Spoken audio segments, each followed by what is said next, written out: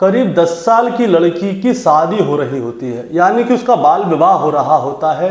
जैसे दुल्हन को सजाया जाता है वैसे उस लड़की को सजाया जाता है। मेहंदी की रस्म होती है, हल्दी की रस्म होती है, दूल्हा भी आता है, लगभग 1-2 साल बड़ा उससे दूल्हा होता है। बच्ची की शादी होती है, बाराती आते हैं, खाना पीना खाते हैं, सब कुछ होता है। इसके बाद वो सारे बाराती उस दुल्हन को वहीं छोड़ के चले जाते हैं। वो कहते हैं कि बच्ची अभी ज़्यादा छोटी है, जब ये बालिग हो जाएगी तब हम दोबारा से आएंगे, फिर इसका गौना करेंगे और फिर इसे अपने साथ लेके चले जाएंगे। इसके बाद बाराती सब अपने घर चले जाते हैं और फिर समय बीतता है और ये बच्ची बालिग भी होती है। लेकिन दोस्तों, ये अपने ससुराल नहीं जाती, बल्कि इसके साथ कुछ अलग होता है।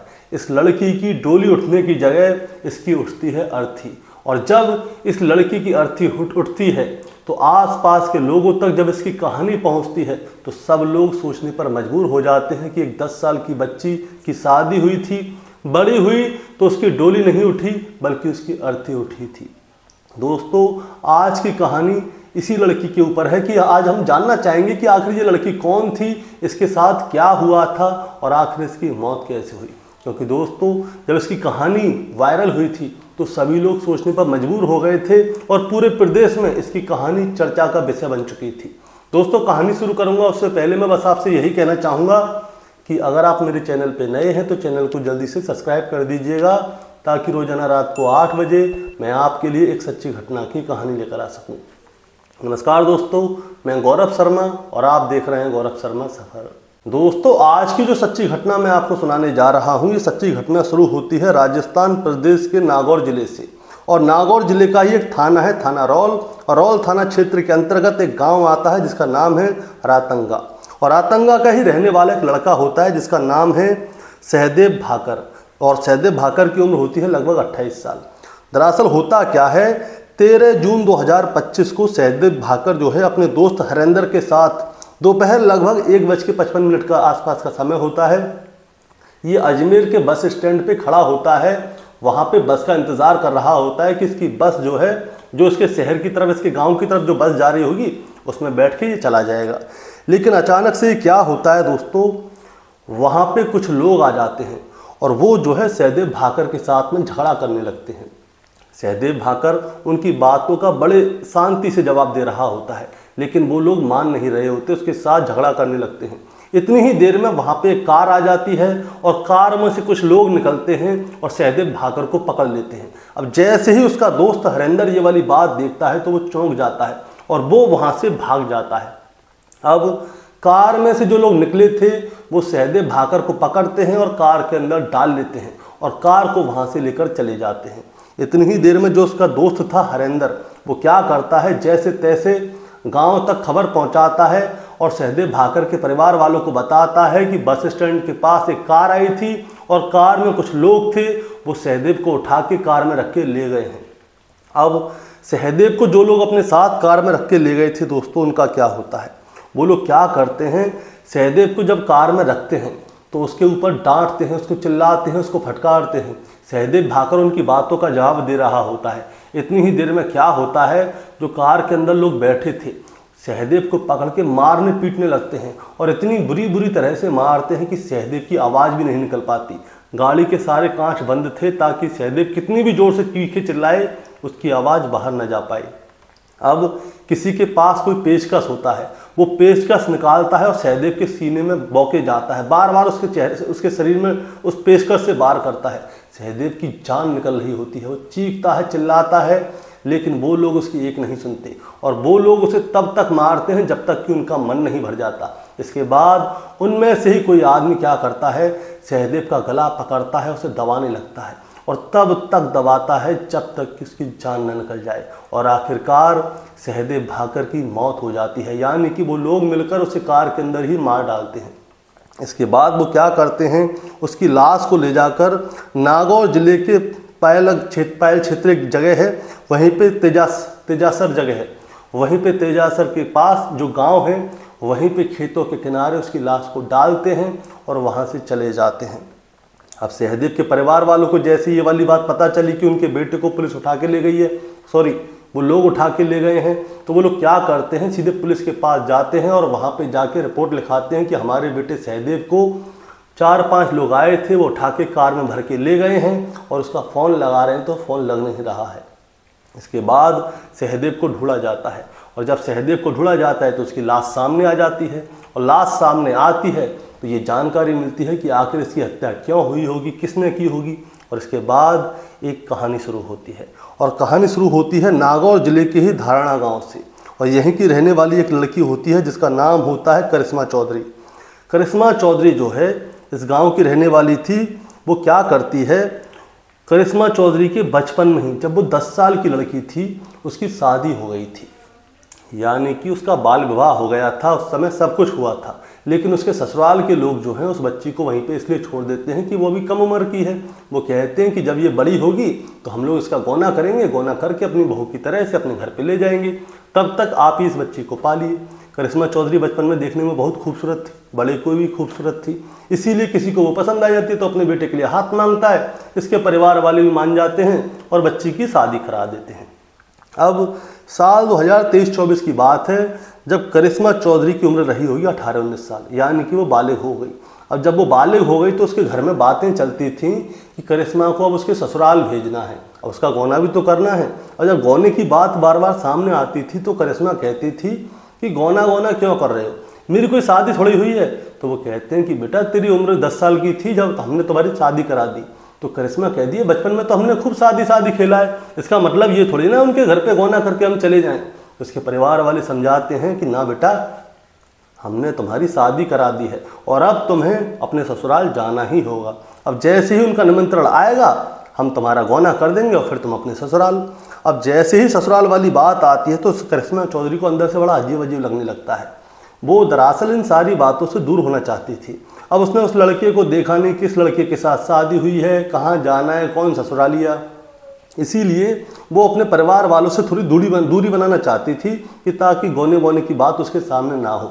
इसीलिए करिश्मा क्या कहती है, वो अपनी माँ से कहती है कि माँ, जब गौना करना है जब कर देना, कोई दिक्कत नहीं है, लेकिन मुझे जो है नर्सिंग का कोर्स करना है, इसीलिए आप मेरे को नर्सिंग का कोर्स करवा दो, जिसके बाद मेरी अच्छी जॉब भी लग जाएगी। इसीलिए क्या होता है, तरनाऊ करके गांव है, वहीं पे नर्सिंग का कोर्स होता है। अब इसका एडमिशन करा दिया जाता है तरनाऊ में। अब ये क्लास में जब पहले दिन जाती है और लेक्चर शुरू होते हैं तो करिश्मा के साथ कुछ ऐसा होता है जो उसने कभी सोचा भी नहीं होगा। दरअसल जो क्लास में पहला लेक्चर होता है उसी में एक टीचर आता है जिसकी उम्र लगभग 27-28 साल के आसपास होगी, देखने में स्मार्ट था और उसका नाम था सहदेव भाकर। सहदेव भाकर को देखकर करिश्मा लव एट फर्स्ट साइड वाली बात हो जाती है ना, वो हो जाती है। करिश्मा उसको देखती रहती है और मन ही मन उसे पसंद करने लग जाती है। उसके चेहरे को देखकर सहदेव भी भांप जाता है कि शायद इसके मन में कोई ना कोई बात चल रही है, इसलिए सहदेव उससे दूरी बनाने की कोशिश करता है। लेकिन करिश्मा उससे संपर्क साधने की कोशिश करती है और उससे कहती है कि मैं आपसे प्रेम करती हूँ और आप ही के साथ जीवन बिताना चाहती हूँ। लेकिन सहदेव उससे साफ साफ कह देता है कि देखो, अभी तुम्हारी उम्र बहुत कम है, अभी पढ़ने लिखने की उम्र है, तुम पढ़ो लिखो, प्यार मोहब्बत की चीज़ों में मत पढ़ो। और दूसरी बात यह है कि मैं पहले से ही शादीशुदा हूँ और मेरी जो पत्नी है, मेरी शादी जो है साल 2018 में हो चुकी है और मेरी पत्नी का नाम चंदा है और अभी मेरे घर में कलेश चल रहे हैं। मैं इस मामले में सोचना भी नहीं चाहता कि मैं किसी से प्यार करूं, क्या ना करूं।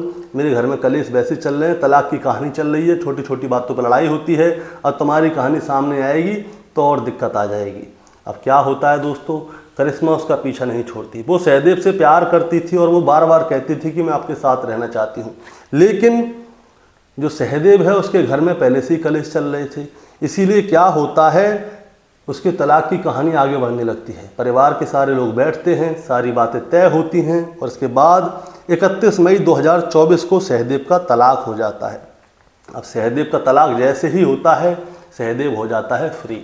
उसके बाद जो करिश्मा है उसकी कहानी उसके सामने आती है कि बचपन में उसकी शादी करा दी गई थी, उसका गौना होना है। ये दोनों ऐसे ही थे कि मालूम एक दूसरे से प्यार हो जाता है, भाई तुम्हारा बचपन में शादी हो गई थी, तुम्हें उसके बारे में पता नहीं, लेकिन मेरी जिससे शादी हुई थी मुझे उसके बारे में सब पता है, तो भी मैंने उसको छोड़ दिया। इन दोनों के बीच में प्रेम प्रसंग शुरू हो जाता है। प्रेम प्रसंग शुरू हो जाता है तो सहदेव कहता है कि ऐसा है, तुम अपने परिवार वालों से बात करो और मैं अपने परिवार वालों से बात करता हूँ। दोनों ही अपने अपने परिवार वालों से बात करते हैं, उसके बाद उनकी रजामंदी के बाद हम दोनों शादी कर लेंगे। अब होता भी ऐसी ही है, सहदेव जो है अपने परिवार वालों से बात कर लेता है, इधर करिश्मा की बारी आती है। अब जब करिश्मा की बारी आती है तो करिश्मा के परिवार वाले उसे साफ साफ मना कर देते हैं। वो कहते हैं कि हमने तुम्हारी शादी बचपन में ही करा दी और तुम्हारी जिसके साथ शादी हुई है तुम्हारी डोली भी उसी के घर पे जाएगी, यानी कि तुम्हारा गौना होगा और तुम उसी लड़के के साथ उसी के घर पे रहोगी, और जो लड़का सहदेव है इसे छोड़ना होगा, और तुमने इससे प्रेम प्रसंग आगे बढ़ाने की कोशिश की तो तुम्हारे लिए ठीक नहीं होगा। अब करिश्मा के परिवार वालों ने तो साफ मना कर दिया, सहदेव के परिवार वाले तैयार हैं, अब करें तो करें क्या। इसीलिए क्या होता है, समय बीतता है और सितंबर 2024 में क्या होता है, करिश्मा सहदेव के साथ अपने घर से जाती है भाग, और भाग के ये लोग जाते हैं जयपुर, और जयपुर में लिविंग में रहने लग जाते हैं। और वहाँ पे जो नज़दीकी पुलिस स्टेशन था वहाँ पे जाके एक छोटी सी शिकायत दर्ज करा देते हैं कि करिश्मा के परिवार वाले जो हैं सहदेव और करिश्मा के साथ कुछ गलत कर सकते हैं क्योंकि ये दोनों भाग गए हैं।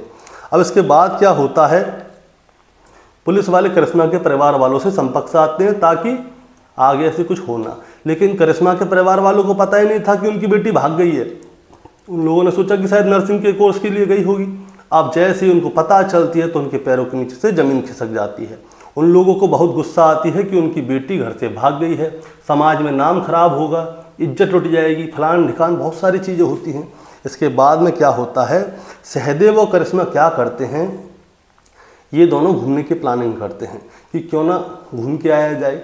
इसीलिए क्या होता है, ये सबसे पहले जाते हैं जैसलमेर, जैसलमेर से मुंबई जाते हैं और मुंबई से गोवा जाते हैं, और सब जगह घूम रहे होते हैं। अपने इंस्टाग्राम फेसबुक पर जहाँ जहाँ गए थे उन सभी जगह की सेल्फी खींच के डाल रहे थे। इसी बीच क्या है, सहदेव करिश्मा को बताता है कि साल 2016-17 में उसने इंडियन नेवी का फॉर्म भरा था और उसमें उसका नंबर आ भी गया था, लेकिन परिवार वालों ने कहा कि देखो तुम्हारे दो भाई पहले से ही इंडियन नेवी में हैं, इसके बाद तुम भी चले जाओगे तो घर पे रहेगा कौन, इसलिए तुम ऐसा करो घर पे रहो हमारे साथ, भाई कोई तो बेटा घर का सामने दिखना चाहिए। इसीलिए घर वालों की बात सुन के उसने इंडियन नेवी ज्वाइन नहीं की, वो घर पे रहा। उसके बाद उसने जो है नर्सिंग का कोर्स किया, लेकिन नर्सिंग के कोर्स के साथ साथ उसने सरकारी नौकरी की भी तैयारी की थी।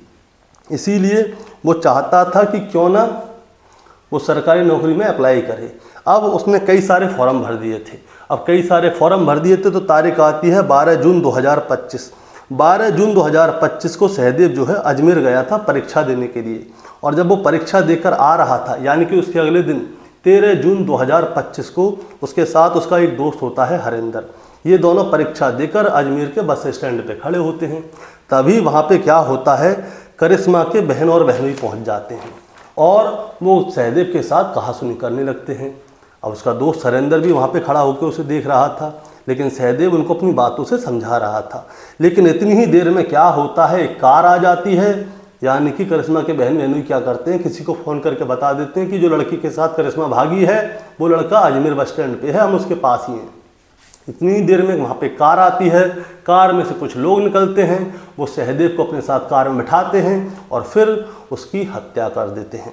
और जब सहदेव की लाश खेत के पास पाई जाती है तो करिश्मा के पैरों के नीचे से ज़मीन खिसक जाती है कि सहदेव की हत्या उसी के परिवार वालों ने कर दी है। इसीलिए करिश्मा खुद रिपोर्ट दर्ज करवाती है अपने चाचा के लिए, अपने चाचा ससुर के लिए, अपनी बहन बहनोई के लिए, और भी 1-2 लोग हैं, इन सभी के लिए करिश्मा जो है FIR दर्ज करवा देती है और वो साफ साफ कहती है कि मेरे पति की हत्या किसी और ने नहीं, मेरे परिवार वालों ने ही की है। और जिस समय पे सहदेव की हत्या हुई थी उस समय पे करिश्मा जो है 3.5 महीने की गर्भवती थी। अब इसके बाद क्या होता है दोस्तों, 13 तारीख को सहदेव की हत्या की गई थी। अब जिस दिन से सहदेव की हत्या हुई थी उसी दिन से करिश्मा अंदर से टूट गई थी। 1 दिन, 2 दिन, 3 दिन, 4 दिन, और वो इतनी ज़्यादा दुखी हो गई थी कि इसी बीच उसका मिसकैरेज हो जाता है। जो गर्भवती थी उसका गर्भपात हो जाता है, उसके बच्चे की भी मौत हो जाती है। पहले करिश्मा सोचती है कि सहदेव अब नहीं रहा तो चलो क्या कर सकते हैं, सहदेव का बच्चा तो है उसकी कोख में, वो उसी बच्चे के सहारे अपने ससुराल में विधवा की ज़िंदगी गुजार लेगी।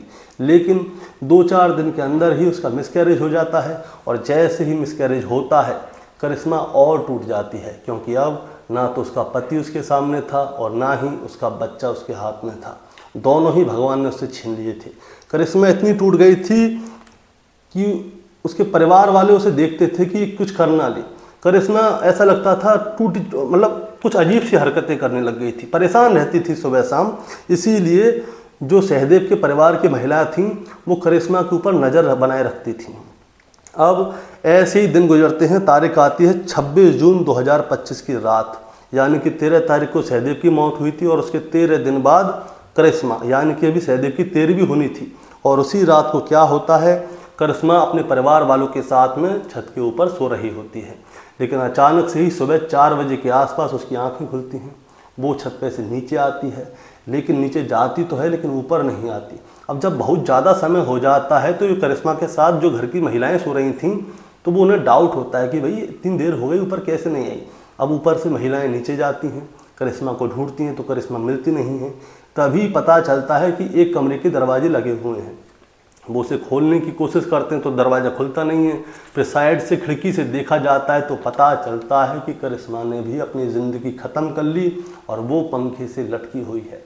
अब जैसे ही करिश्मा की मौत होती है तो पूरे गांव में हल्ला हो जाता है। और फिर जैसे ही करिश्मा की मौत की कहानी सामने आती है और उसके साथ उसके पति सहदेव की कहानी सामने आती है, तो जहाँ जहाँ तक ये कहानी जाती है दोस्तों, सभी लोग इस कहानी को पढ़ के इतने दुख में आ जाते हैं कि भाई लड़की अपने घर से अपने प्रेमी के साथ भाग के गई थी, उसकी हत्या लड़की के परिवार वालों ने कर दी। लड़की ने सोचा कि जो गर्भवती है उसके बच्चे के साथ ज़िंदगी गुजार लेगी, विधवा की ज़िंदगी गुजार लेगी, लेकिन उसका बच्चा भी मर जाता है और आखिरकार लड़की इतनी ज़्यादा टूट जाती है कि वो भी आत्महत्या कर लेती है। दोस्तों, इस कहानी को सुनाने का मतलब आपको परेशान करना या विचलित करना बिल्कुल नहीं है, बस आपको बताना है और जताना है। बताना और जताना ये है कि बच्ची की 10 साल की उम्र में शादी करा दी। पहली बात तो बाल विवाह हमारे यहाँ पे होता नहीं है, पहले कभी होता था लेकिन आज भी बहुत से लोग कर देते हैं। अब लड़की को कुछ पता नहीं है, अब लड़की किसी और से प्यार करने लग गई। कभी कभी बच्चों की मान भी लेनी चाहिए। होता क्या है, कभी ज़्यादा गलत हो जाता है। अगर जो करिश्मा के परिवार वाले हैं वो दूसरी फैमिली से बात करते कि भाई हमारी बेटी अब आपके घर पे नहीं आना चाहती, वो किसी और के साथ रहना चाहती है, वो भाग जाएगी, आपकी भी बदनामी होगी, हमारी भी बदनामी होगी। अगर इस तरह से बात करते, बात को सुलझाने की कोशिश करते तो शायद आज करिश्मा, उसका पति सहदेव और उसका जो बच्चा है वो सब जिंदा होते। दोस्तों, आपका क्या कहना है इस कहानी के बारे में, आप जरा हमें कमेंट में बताएं। चैनल पे नए हैं तो सब्सक्राइब करके जाएं ताकि रोजाना रात को 8 बजे मैं आपके लिए एक सच्ची घटना की कहानी लेकर आ सकूं। नमस्कार।